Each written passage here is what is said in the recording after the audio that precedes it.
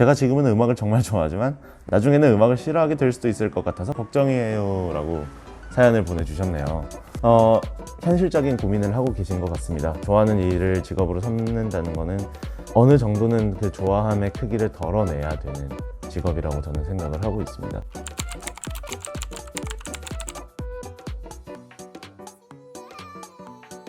제 이름은 김도헌이고요. 저는 대중음악 웹진 이즘의 편집장으로 현재 일을 하고 있습니다. 대중음악 웹진 이즘은 2001년부터 만들어져서 지금까지 내려오고 있는 음악 평론 사이트고요. 매주마다 다양한 앨범 그리고 싱글, 인터뷰 특집 기사들을 올리고 있고 다양한 활동을 통해서 좀 더 여러분들에게 음악을 가까이 들려드리는 역할을 맡고 있습니다. 네, 좋은 점은 당연히 어렸을 때부터 선망하던 아티스트들, 뮤지션들을 만날 수 있다. 그 점이 엄청난 메리트죠. 전 어렸을 때 굉장히 좋아하는 가수들이 많았는데 그 가수들이랑 실제로 저가 인터뷰를 하고 있고 그리고 그분들에게 질문을 드리고 사진도 많이 찍고 사인도 받고 한다는 것은 굉장히 저 개인적으로 성취가 있는 부분이라고 생각을 해요. 근데 안 좋은 점이라면은 그런 점이 있겠죠. 아무래도 음악을 예전에는 좋은 의미에서 내가 팬이라서 많이 들었는데 이제는 좀 중립적인 객관적인 입장에서 바라보고 또 써야 하다 보니까 원치 않은 비판을 받을 때도 있고 대중의 여론에 신경을 쓰일 때도 있고요. 그런 점은 조금 단점인 것 같아요. 제가 이즘에서 일을 시작을 한 거는 2013년부터예요. 그러니까 지금 횟수로는 7년, 이제 8년 차인데 사실 처음에는 음악 평론을 해야겠다. 난 음악에 투신을 하겠다 이런 생각은 전혀 하지 않았어요. 저도 음악을 좋아하는 한 명의 팬이었고 그 감상을 다른 분들과 많이 나누고 싶어서 혼자서 여러 가지 글을 많이 쓰는 스타일이었는데 이쯤에서 일을 하면서부터 음악평론이라는 필드를 알게 됐고 이제 계속 그렇게 글을 쓰고 활동을 하다 보니 음악평론가라는 타이틀이 붙게 된 케이스예요. 그러니까 취미로 시작해서 자연스럽게 이제 전환이 되는 저도 모르는 사이에 그런 식으로 진행이 된 것 같아요. 네. 일단은 좀 초연함이 있어야 되는 것 같아요. 초연함. 굉장히 힘든 일이라고 저는 개인적으로 생각을 해요. 왜냐면은 일단 기본적으로 프리랜서기 때문에 누가 시키거나 알려주지 않아요. 그렇기 때문에 내가 얼마나 더 찾고 내가 얼마나 쓰고 내가 얼마나 말하느냐에 따라서 그 사람의 커리어가 어떤 식으로 전개될지 완전히 다른 거거든요. 그래서 밑바닥부터 시작하기에는 굉장히 어려운 일이라고 생각을 해요. 그리고 그 타이틀이 굉장히 멋있잖아요. 음악평론가라는 타이틀이. 그런데 실제로 그 동경하는 호칭에 비해서 사회적 지위라거나 이제 소득이라거나 그런 게 반드시 비례하는 직업은 아니에요. 그리고 전통적인 우리의 직업상에도 아직 맞지 않는 직업이라고 저는 개인적으로 생각을 하고 프리랜서잖아요. 어쨌든 그래서 부모님한테 저 음악평론가 하고 있습니다 이러면 무슨 헛소리야 돈이나 벌어 이런 말을 들을 확률이 100%인데 그런 것들을 모두 버티게 해주는 마음이 바로 초연한 마음인 것 같아요. 내가 좋아서 하는 일이고 나는 그냥 이런 식으로 기여를 하고 싶고 좀 더 여러분들에게 많은 컨텐츠를 제공하고 싶다 이런 식으로 접근을 하는 게 초연함이라고 저는 생각이 들어요. 그리고 하나 더 덧붙이자면 애정이 있어야겠죠. 네. 이 음악과 음악가들에 대한 애정 이런 거 이 두 개는 필수적으로 있어야 될 것 같습니다. 페퍼님, 저는 대중문화 평론에 관심이 많은 대학생입니다. 대중문화에 대한 심도 있는 이해, 비판적으로 평가하는 자세, 그리고 그것을 글로 풀어내는 능력이 중요하다고 생각하는데 혹시 이러한 역량을 기를 수 있는 방법이 있을까요? 라고 질문을 주셨네요. 네. 역량을 기르는 거는 제가 봤을 때는 단기간에 느는 것 같지는 않아요. 음악도 많이 듣고 음악뿐만 아니라 글도 많이 읽어야 하고 책도 많이 읽어야 되고 그리고 사회 정치 현안 그리고 이런 정말 다방면의 다양한 지식을 많이 습득을 해야 글이 나오는 것 같더라고요. 그리고 또 하나는 좀 인간적인 터치도 필요한 것 같아요. 제가 만약에 대학생 시절에 이제 음악평론가를 하고 싶다는 분이 있었으면 저는 그분한테 공부를 해라 보다는 많이 놀러 다녀라 라고 얘기를 했을 것 같아요. 공연도 좀 많이 보러 다니고 술도 좀 많이 마시고 네, 사람들과 이야기도 많이 하고 맛있는 것도 많이 먹고 왜냐면은 자기 자신이 행복한 상태 그리고 자기 자신이 즐거운 상태가 되지 않으면은 글을 쓴다는 게 어떻게 보면 자기를 속이는 행위가 될 수가 있어요. 아무리 내가 비판적인 평가, 비평의 영역에 있다고 해도 그 기본에는 내 즐거운 상태를 유지하기 위해서 그리고 좀 더 즐거운 나의 상태를 만들기 위해서는 어떻게 이 예술 작품에 대해서 평가를 하고 이야기를 해야 할 것인가 이런 부분에 대한 논의가 꼭 있어야 된다고 보거든요. 그렇기 때문에 저는 지금도 항상 이진 필자들이나 다른 분들한테 말씀드리는 거지만 공부할 생각으로 하면은 이건 절대 늘지 않는다. 공연을 차라리 많이 보러 다녀라.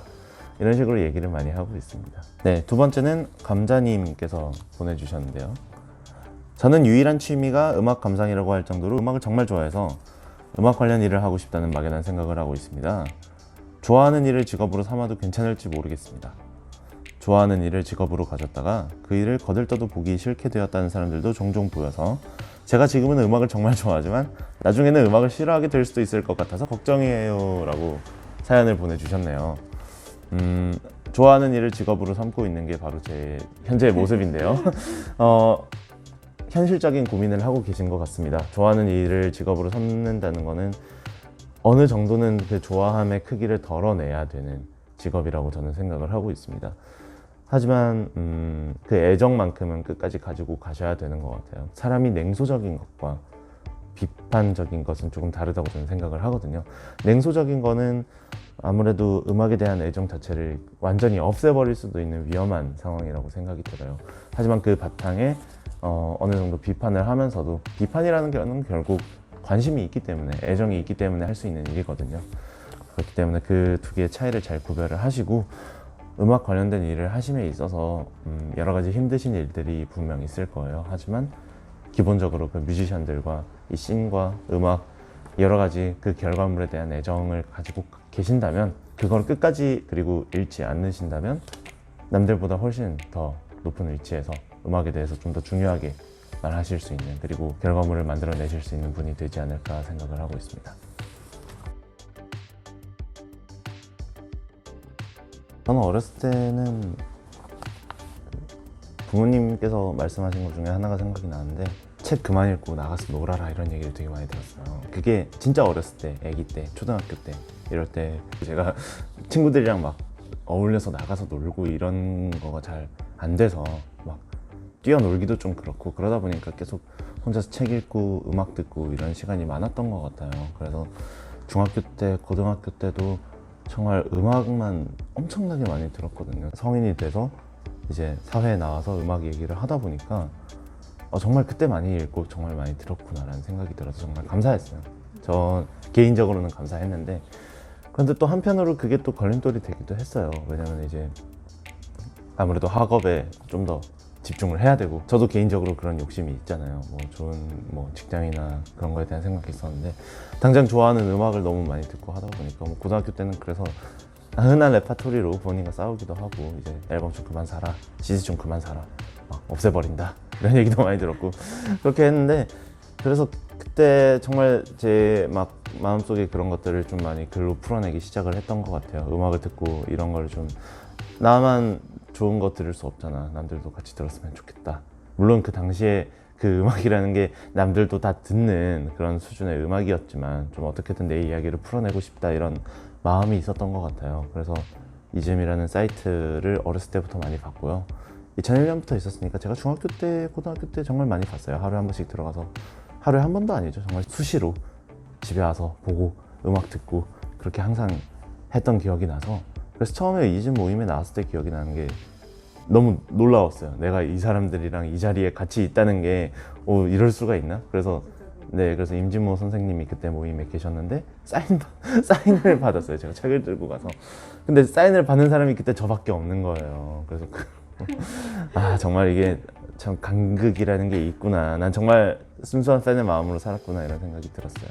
첫 번째는 자기가 무엇을 좋아하는지에 대해서 좀 자각을 하는 단계가 필요한 것 같고 그 단계가 오래 걸려도 괜찮아요.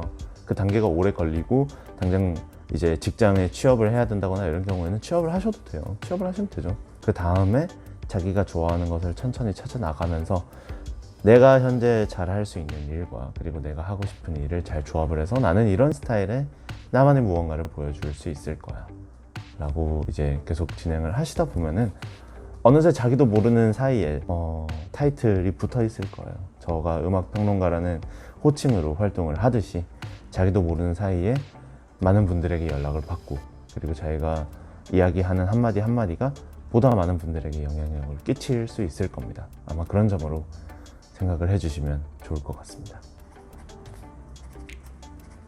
저는 음악은 항상 곁에 있습니다. 항상 행복하세요 라고 이렇게 글을 써봤습니다. 음악은 그런 점에서 좀 다른 예술과 차별화가 되는 것 같아요. 어떤 점이냐면 영화는 영화관에 가서 봐야 되고 전시는 전시장에 가서 봐야 되고, 하지만 음악은 언제나 여러분들 곁에 항상 있는 예술 장르고 언제나 장소, 시간에 구애받지 않고 접할 수 있는 예술이거든요. 그렇기 때문에 여러분들에게 정말 일상적이고 별거 아니고 스쳐가는 거라고 해도 언젠가 기억에 남고 언젠가 영향을 많이 받을 수 있는 장르입니다. 그렇기 때문에 여러분들께서 음악을 들으실 때 단순하게 그냥 일상의 배경음으로 즐겨주셔도 당연히 좋지만 그 속의 의미도 한번 생각해 보시고 또 여러 가지로 고민을 많이 해 보신다면 삶이 보다 더 풍요롭게 발전하실 수 있을 것 같아요. 그렇기 때문에 여러분들이 음악을 많이 들으시고, 그리고 또 음악을 들으면서 불행해 하시지 마시고 항상 행복하셨으면 좋겠습니다. 스트레스 받지 마시고요. 정미라 씨라는 가수가 있습니다. 싱어송라이터신데요. 그분의 최근에 정규 앨범 청파 소나타라는 앨범이 있어요. 근데 이 앨범이 그 정미라님께서 실제로 청파동에 사시면서 이제 청파동에서 서울 타향살이를 하는 감정과 그리고 이제 일상의 사람들과 이야기를 나누는 그런 여러 가지 이야기들을 되게 스토리텔링 형식으로 잘 꾸며낸 앨범이고, 멜로디도 굉장히 평온하고 어쿠스틱 기반의 잔잔한 음악이고 메시지에도 울림이 있어요. 그래서 저는 최근에 보는 분들한테 항상 추천하는 앨범이에요. 그래서 올해 앨범이라고 저는 개인적으로 생각을 하고 있습니다. 네.